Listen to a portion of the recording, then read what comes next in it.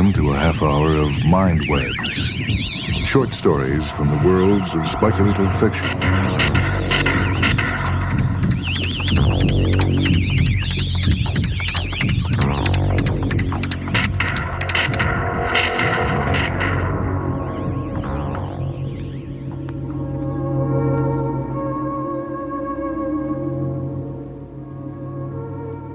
The story this evening on MINDWEBS comes from the book The Vintage Bradbury, Ray Bradbury's own selection of some of his best stories.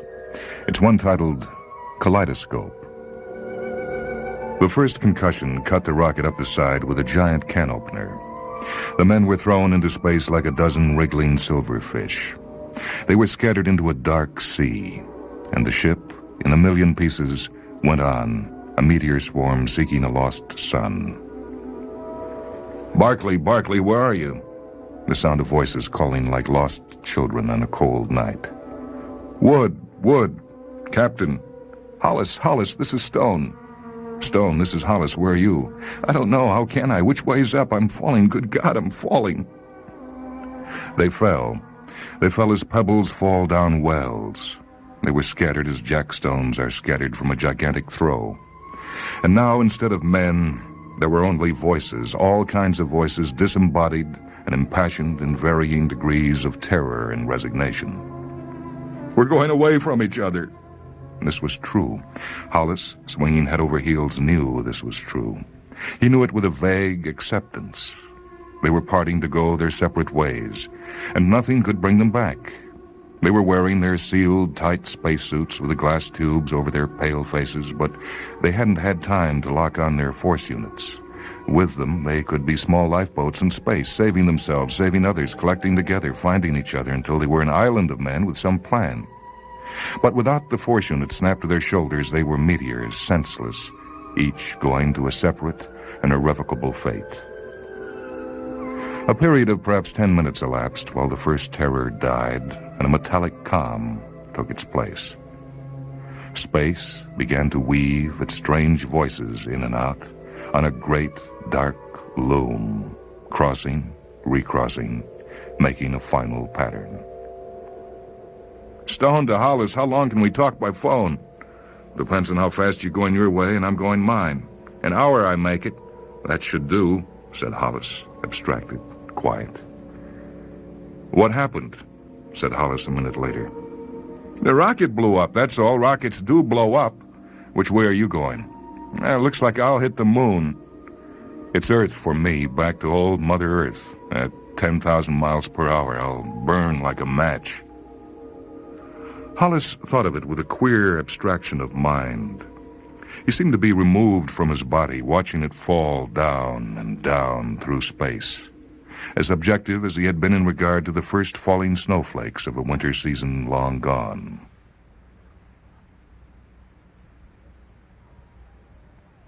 The others were silent, thinking of the destiny that had brought them to this, falling, and nothing they could do to change it.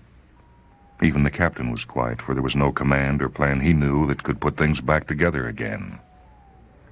"Oh, it's a long way down, it's a long way down, a long, long way down. I don't want to die, I don't want to die. It's a long way down." "Who's that?" "I don't know. Stimson, I think. I think it's Stimson." "Is that you?" "It's a long, long way, and I don't like it. Oh, God, I don't like it." "Stimson, this is Hollis. Stimson, do you hear me?" A pause while they fell separate from one another. "Stimson?" "Yes?" "Stimson, look, take it easy. We're all in the same fix." "I don't want to be here. I want to be somewhere else." "There's a chance we'll be found." I must be. I don't believe this. I don't believe any of this is happening." "It's a bad dream." "Shut up," said Hollis. "Come and make me." It was Applegate. He laughed easily with a similar objectivity. "Come and shut me up." Hollis, for the first time, felt the impossibility of his position. A great anger filled him, for he wanted more than anything at this moment to be able to do something to Applegate. He had wanted for many years to do something, and now it was too late. Applegate was only a telephonic voice, falling, falling, falling.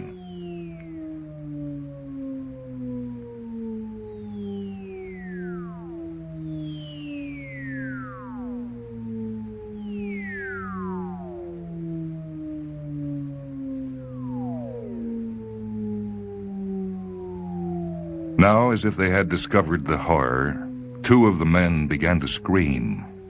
In a nightmare, Hollis saw one of them float by, very near, screaming and screaming. "Stop it!" The man was almost at his fingertips, screaming insanely. He would never stop. He would go on screaming for 1,000,000 miles, as long as he was in radio range, disturbing all of them, making it impossible for them to talk to one another. Hollis reached out. It was best this way. He made the extra effort and touched the man. He grasped the man's ankle and pulled himself up along the body until he reached the head. The man screamed and clawed frantically like a drowning swimmer. The screaming filled the universe. One way or the other, thought Hollis. The moon or Earth or meteors will kill him, so why not now?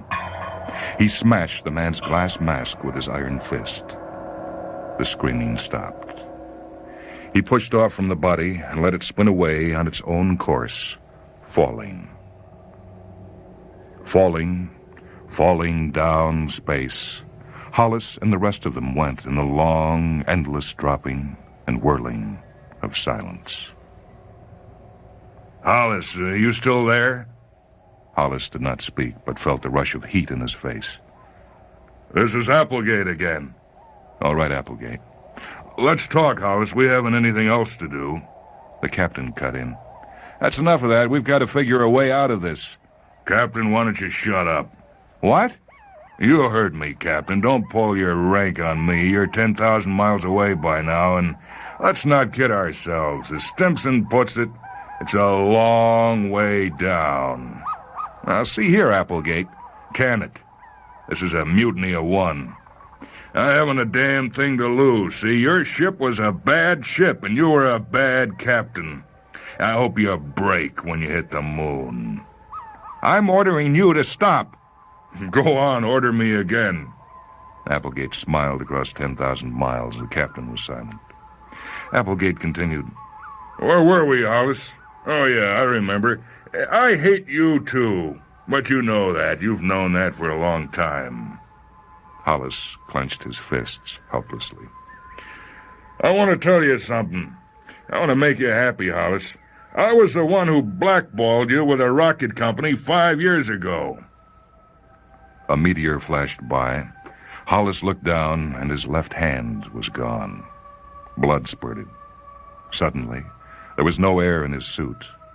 He had enough air in his lungs to move his right hand over and twist a knob at his left elbow, tightening the joint and sealing the leak. It had happened so quickly that he was not surprised.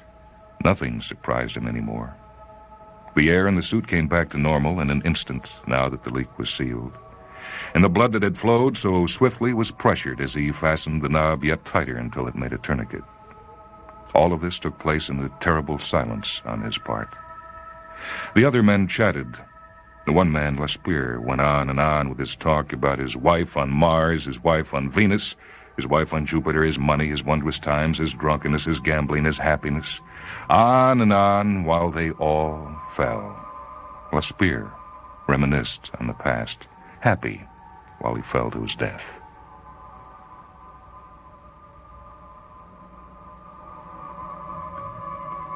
It was so very odd.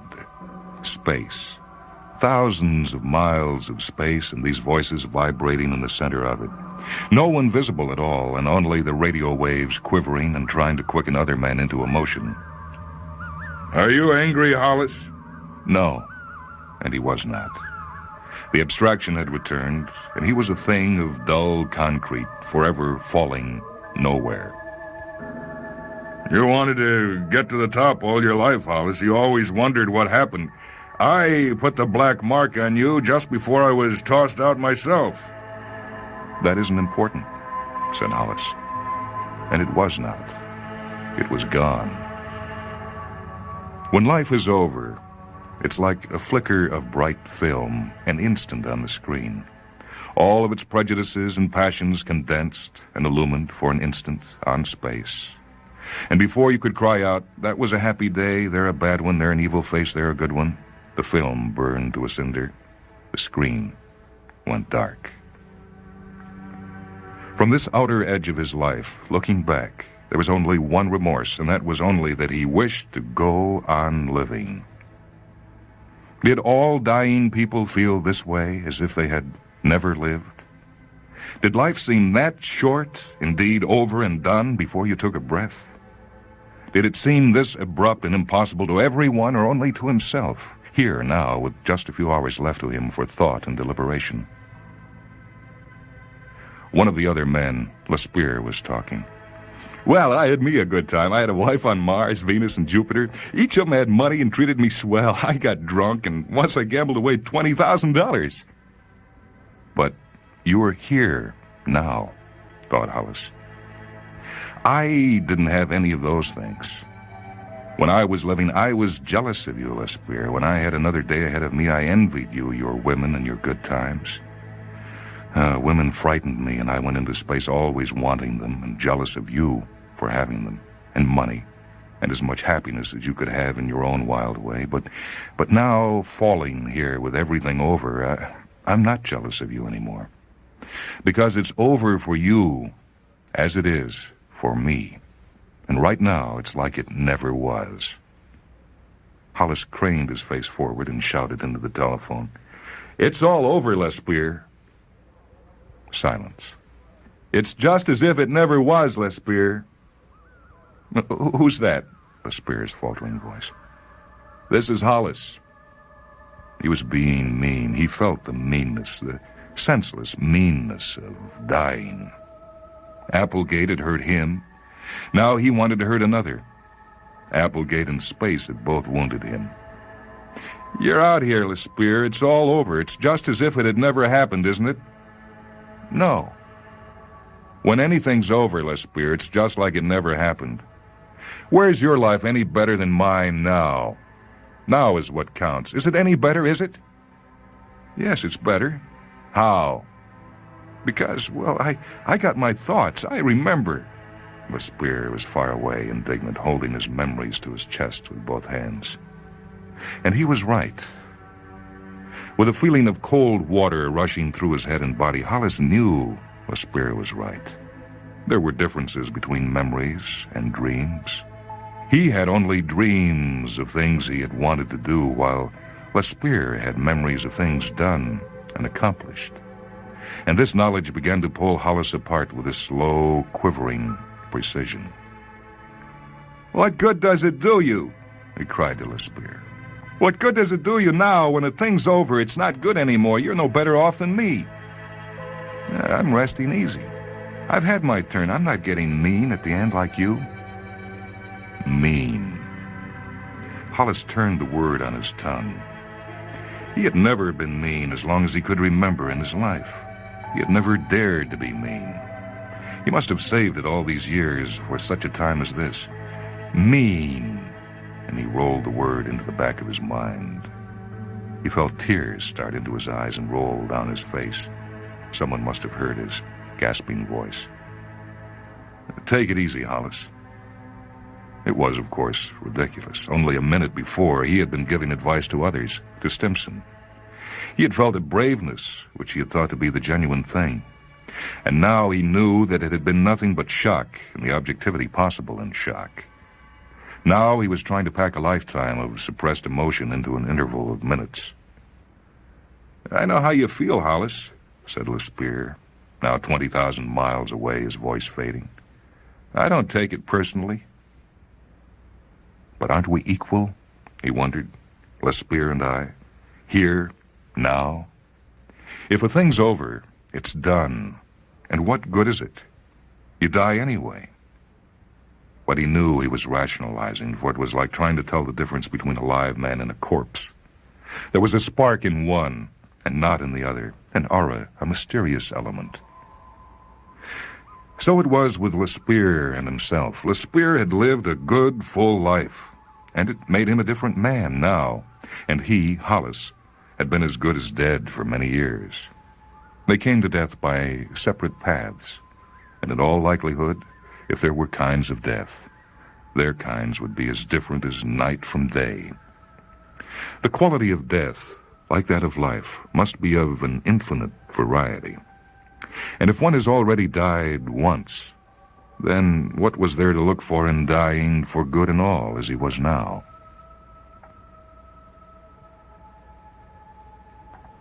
It was a second later that he discovered his right foot was cut sheer away. It almost made him laugh. The air was gone from his suit again. He bent quickly. There was blood, and the meteor had taken flesh and suit away to the ankle. Oh, death in space was most humorous. It cut you away piece by piece like a black and invisible butcher. He tightened the valve at the knee, his head whirling into pain. Fighting to remain aware, and with the valve tightened, the blood retained, the air kept, he straightened up and went on falling. For that was all there was left to do. Hollis? Hollis nodded sleepily, tired of waiting for death. Hollis, this is Applegate again. Yes? Well, I've had time to think. I listened to you. This isn't good. It makes us bad. This is a bad way to die. It brings all the bile out. Are you listening, Hollis? Yes. Hollis, I lied to you. A minute ago I lied. I didn't blackball you. I don't know why I said that. Guess I wanted to hurt you. You seemed the one to hurt. We've always fought. I guess I'm getting old and repenting fast. I guess listening to you be mean sort of made me ashamed. Whatever the reason, I want you to know I was an idiot, too. There's not an ounce of truth in what I said, Hollis. Hollis felt his heart begin to work again. It seemed as if it hadn't worked for 5 minutes.